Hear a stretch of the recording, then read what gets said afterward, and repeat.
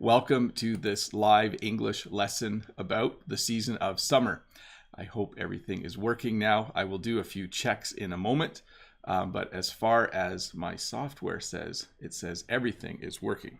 Let me check my audio for a sec. Yes, it looks like everything is working.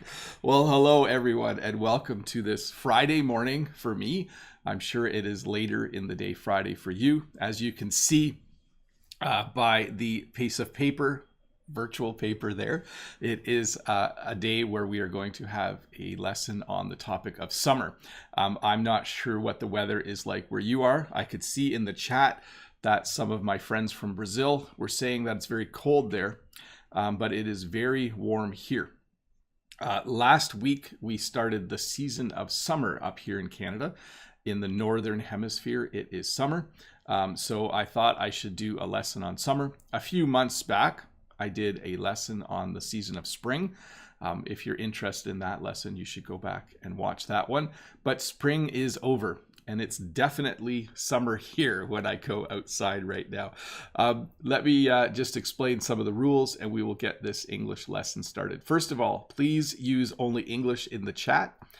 If you do have a question during this lesson, please use the form that Todd or Dave will link and use that to ask your question. And then I will stop the lesson from time to time and I will answer questions from people in the chat. From people in the chat who use the link to ask the question.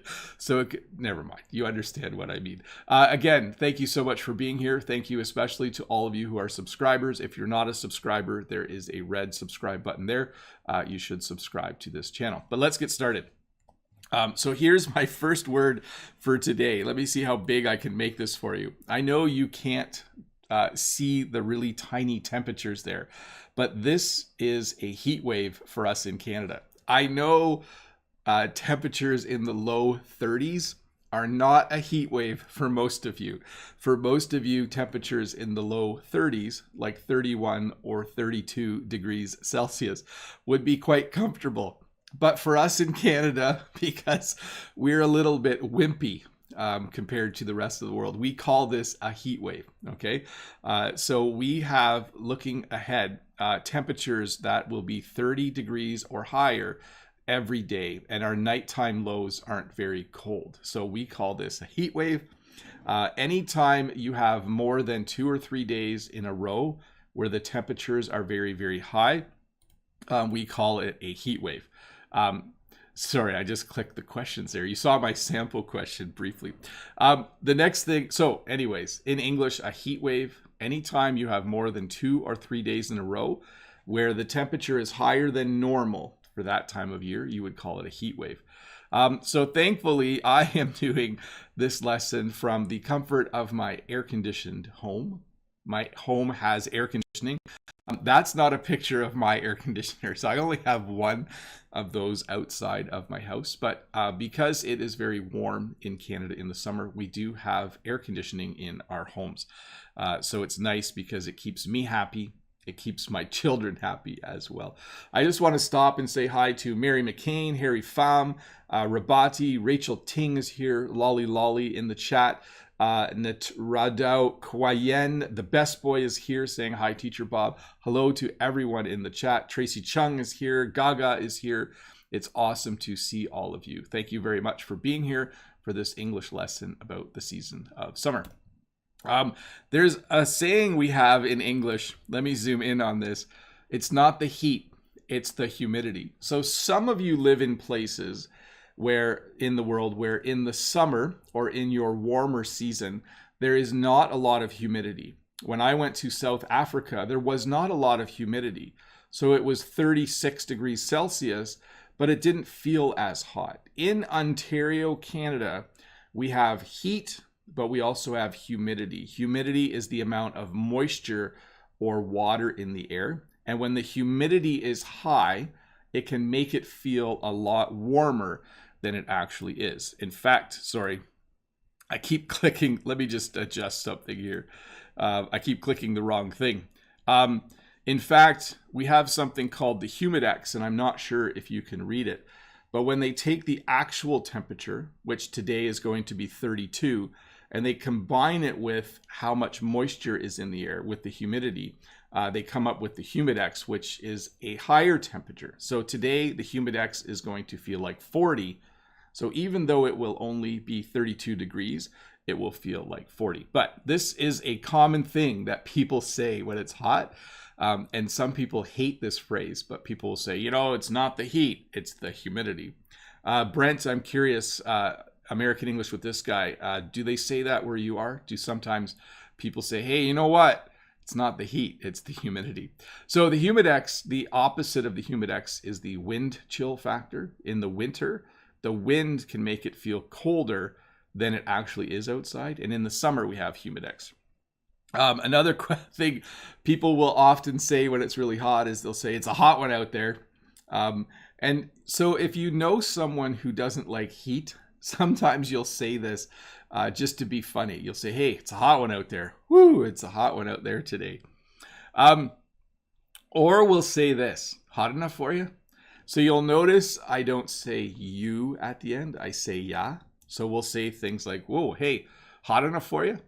Let's see. Brent says humidex is called a heat index in the United States. Cool to know, Brent. Thank you. But yes, definitely people who like to make fun of the heat will say hot enough for you. And then the last phrase before we move on with the lesson is you could fry an egg on the sidewalk. So sometimes people will describe extreme heat. They'll describe an extremely hot day.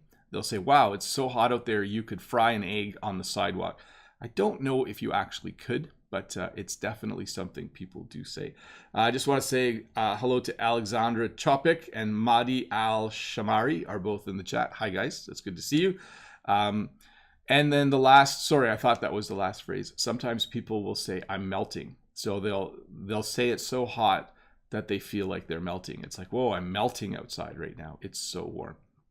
So if you are one of the people in the world like me who has fairer skin, you can get sunburnt. Sunburn is not a nice thing to have. You can see this person in the picture has a very red neck. In the summer, I tend to tan. I tend to have tan lines. You can see my skin is much whiter here than it is here. But if I'm not careful, I can easily sunburn. The tips of my ears and my nose sunburn very, very easily. My arms, not so much, but my face can sunburn very quickly. So sunburn is not a nice thing. In fact, Jen has fairer skin than I do. So that's whiter skin than I do. And she sunburns even more quickly. So to prevent sunburn, we wear suntan lotion. So either suntan lotion or sunscreen or sunblock. It has a number of different names. But so for those of us that burn easily, so those of us that sunburn easily, we tend to wear sunblock. There's two kinds. There's lotion that you spread on yourself, and you can spray suntan lotion on yourself as well. But definitely for me, I wear suntan lotion every day. I actually don't like wearing it because it just makes me feel all sticky. And especially when it's hot and humid, it's not fun to also put a layer of suntan lotion on. So suntan lotion has a rating, which is the sun protection factor. So SPF is the short form. So when you buy suntan lotion, you look for an SPF value that's high enough to protect your skin. I usually wear SPF 30 or higher. Jen usually wears SPF 50 or higher. But either way, if you watch my videos of me in the winter, I'm very pale. If you watch my videos of me towards the end of the summer, I have a little bit of a tan. That is all because of the sun and because of the color of my skin. Generally, I wear sunglasses outside. So let's talk a little bit about what we wear changes. So I do wear sunglasses outside. Let's go to a little different size here. I wear shorts a lot more often instead of long pants or instead of pants. I wear shorts. I almost wear shorts every day if I am relaxing, but if I am working on the farm, I still wear pants. It's just a little bit safer to wear pants when you're working on the farm. Also, you'll wear a t-shirt a lot more often. So you'll wear, and I found this picture of one that says, keep calm and learn English. Generally in the summer, you will wear a t-shirt. And then also your footwear changes. More often, both men and women will wear sandals instead of shoes. Depending on what I am doing, I often wear sandals in the summer. If I go to get groceries or if I go out, I will wear sandals. On the farm, I tend to wear shoes still to protect my feet. People wear hats more often in the summer or ball caps. I see William saying 40% is not high. It could reach 90% higher somewhere, some places in China. And I think you're talking about humidity. Yeah, I just think I'm laughing at myself again. Someday I'll visit a warmer country and I'll probably just be in the air-conditioned hotel the whole time. There's a funny sign that you will see sometimes when you go to a restaurant in North America, in either Canada or the United States. They might have a sign that says, no shirt, no shoes, no service. And what this sign means is some people have a tendency to not wear a shirt in the summer. And some people have a tendency to just walk around in bare feet. So bare feet is how we talk about not having socks or shoes on. But restaurants will not serve you. Most restaurants will not serve you. So you can't buy food there unless you are wearing a shirt and you are wearing shoes or sandals. So you will see this sign sometimes in restaurant windows. It will say no shirt, no shoes, no service. So basically what they're saying is if you don't wear a shirt, if you're not wearing a shirt and if you're not wearing shoes, you can't come in and buy food from us. Places to go in the summer. People definitely go to the beach a lot in the summer. That is probably a very popular destination for most people because the water in the ocean or in the lake where you go is very, very cool. And it helps you to cool off. So when you are hot in the summer, sometimes you're overheating. Like you're just so hot. You're like a car getting hot. You're overheating. You just want to go for a quick dip or a quick swim in the ocean or a lake to cool off. And some people have a pool. I don't have a pool. It's pretty common for people in North America to have a pool in their backyard. Sometimes they just have a small kiddie pool for their kids, or sometimes they might have a larger pool as well. So it is common for people in North America to have a pool. I don't have a pool. So some people have a swimming pool in their backyard, or they just call it a pool. And they use it to go swimming, of course. This little kid looks pretty happy.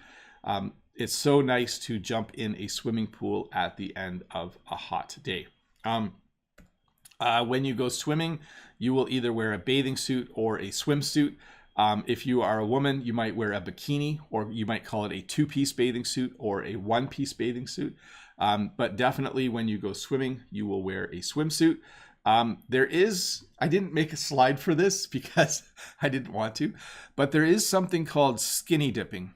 And I don't want to dwell on skinny dipping too much.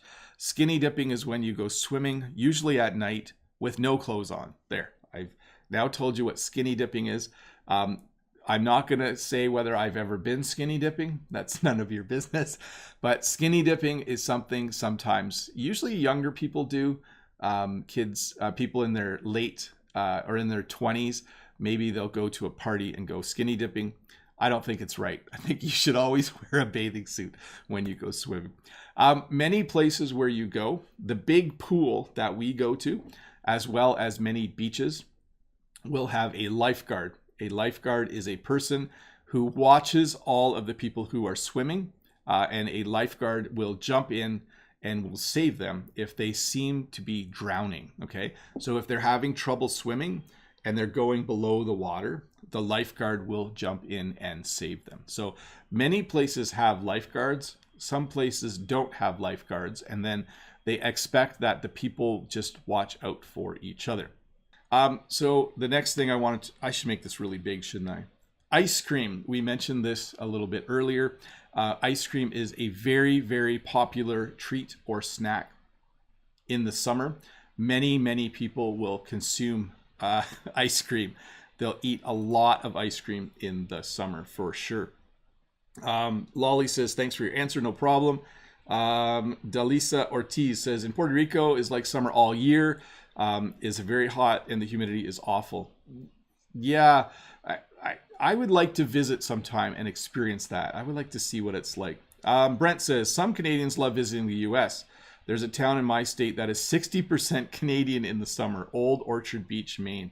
Yeah, what's funny is Canadians will go to the United States and they'll go to places like the Carolinas, North Carolina, South Carolina, where they think it's really warm in January or February, but the locals don't. So I always find that kind of funny. Rod says, Mr. Bob, where was the hottest temperature you have ever been exposed to? I think the hottest I've ever been was in South Africa. I visited South Africa about 10 years ago, 12 years ago now. And it was, I think, 39 degrees or 40 degrees one day. But as long as you were in the shade and you drank lots of water, it didn't seem too bad. Hey, give me a sec here to turn all chat back on. Thanks again to all of my members, all of the people who have decided to join the channel and become members. You guys are awesome. Thank you so much for supporting the work that I do.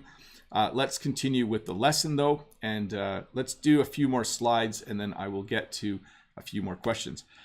Kids will definitely eat a lot of popsicles. So a popsicle is a frozen sweet treat that kids eat in the summer. My kids eat a lot of popsicles in the summer. It is cheaper than ice cream. Basically, it's just sugar mixed with water and some flavoring and then frozen on a stick. But my kids definitely eat a lot of popsicles in the summer. Freezie is another thing. So a freezie is simply, it's a plastic tube and it has the same kind of stuff in it. It's basically flavored frozen, a flavored sweet treat that is frozen. My kids also eat a lot of freezies in the summer, but a freezie is pretty common. Leonardo Andrade in the chat says, thanks, Bob. I'm learning many things from you. You are cool. Well, thank you. I don't think I'm cool, but I do try to help people as much as I can. Let's see here. And then Drawer wants to know if I have visited Israel. I have not, but it's on my list. But there's a lot of countries on my list now that I want to visit. So at the very beginning of the lesson, someone asked about what we eat more in the summer. I think for those in Canada who do eat meat, we tend to barbecue more. Now, this word can be used two ways. You can have a barbecue. So that means you actually own a barbecue, like you have the device that you can cook meat on. But you can also say, hey, I'm having a barbecue on Friday. Do you want to come over? And that would be you're inviting people to come to your house because you're going to cook things on the barbecue. Let me just adjust something here for a sec. One moment. I just need to do one thing. Where is that? I'm going to add that. And then I'm going to do that. Okay, sorry, I just wanted to adjust something from a technical perspective. Let me just check if that did what I wanted it to do. Yeah, I think everything's working good. Anyways, so you can have a barbecue or you can have a barbecue. So it can be the thing or it can be the event. Hopefully that made sense. Many homes in Canada and the United States will either have a deck. A deck is usually in the air. A deck is an outdoor space where you usually have your barbecue, and it's a place where you can sit. It's usually on the side of the house that is in the shade, if possible, at the end of the day. But for sure, people will have a deck. A patio is similar, but a patio is usually at ground level. Okay, so a deck is in the air, a patio is at ground level. And many people go to the park. I talked about this a bit earlier. People will sometimes go to the park to have their lunch. People will go to the park to just meet friends in the summer. A park is a very common place for people to meet and for people to do things when they are wanting to be outside in the summer.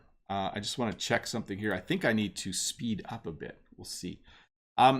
People go camping a lot in the summer, but this summer it's very difficult to go camping.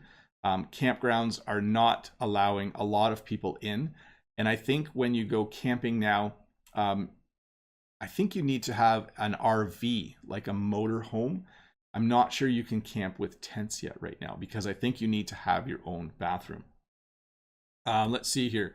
Some people have a cottage. So some people in Canada, not me, but people with lots of money, they'll have a second smaller vacation home up north.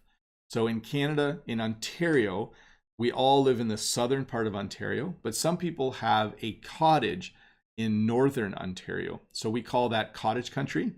And some people in the summer on the weekends, they'll go up north to stay at the cottage. So they'll say, oh, do you have a cottage? Yeah, we have a cottage up on, Lake Nipissing. We go up every weekend. I don't have a cottage. I think I work too much. Could I live stream from a cottage? I probably could. Maybe I'll think about it. Let's see here.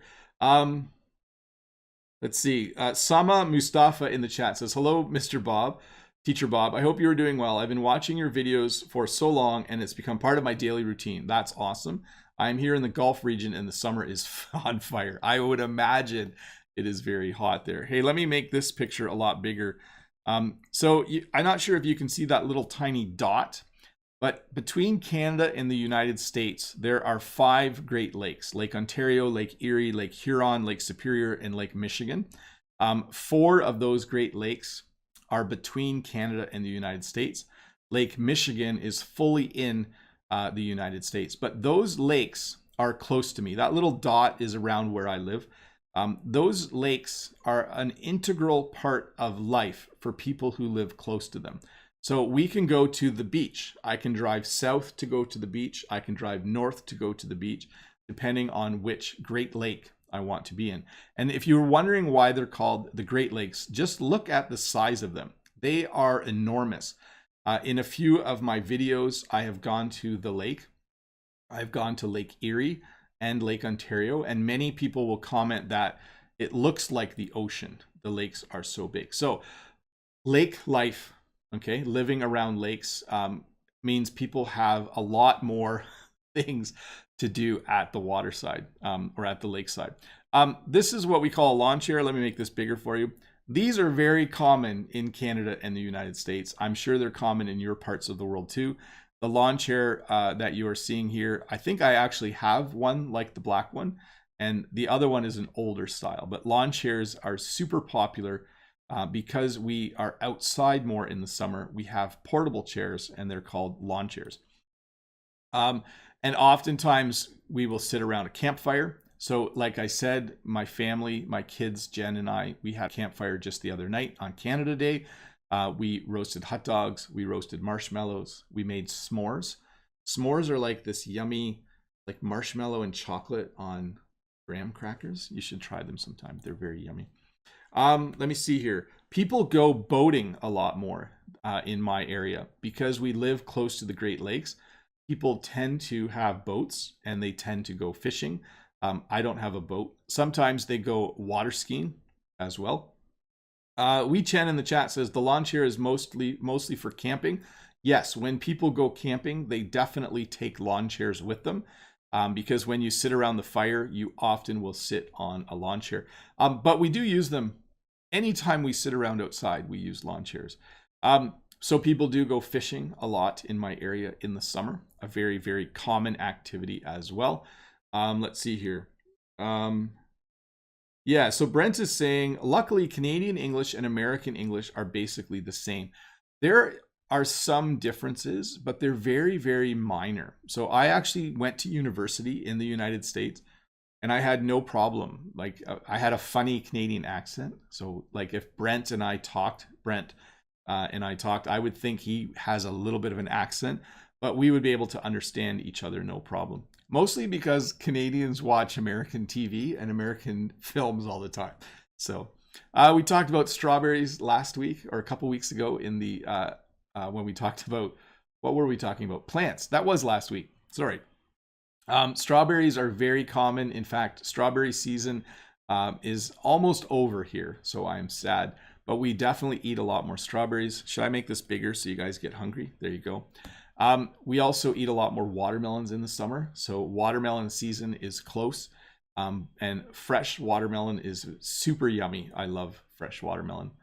I shouldn't say I love it. I like it. Jen loves watermelon. I like it. Notice a little bit of a difference in degree there. And there's just a lot more fruit available in the summer. In the winter, we can buy fruit in Canada, but it comes from far away. But we have local fruit in Canada in my area. Yeah, the one word that gives Canadians away, out. So when I say a lot of people have a boat, or they go out on the boat, if Brent said that, it would sound a lot different. People play a lot more frisbee in the summer. Frisbee is a game you play where it's a small disc that you throw. It is a very, very common thing for people to play in the summer. Many people play beach volleyball in the summer. So volleyball is a sport that you will often see people playing at the beach because it is really fun to play beach volleyball in the sand. So you take off your shoes or sandals and you just have bare feet and you play volleyball, and it's definitely called beach volleyball.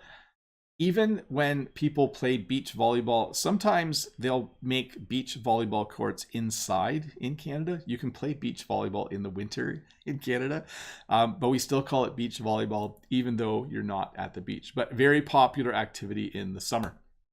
And of course, I don't play golf, but a very, very popular activity all over Canada and the United States in the summer for people who have a little bit of extra money is the game of golf. It is an expensive game to play. I have played golf before. Jen's dad actually likes to go golfing, and sometimes he takes us golfing and he pays for it. So that's a nice way to go golfing. But golf is an extremely popular sport. There are many golf courses in Canada and many golf courses in the United States, for sure. And then, of course, one of the things that people definitely do a lot of in the summer is they just spend time in the shade. So shade is something that you have under a tree. It's a challenging word because not every language has a word for shade. When I walk, the sun makes it so I have a shadow.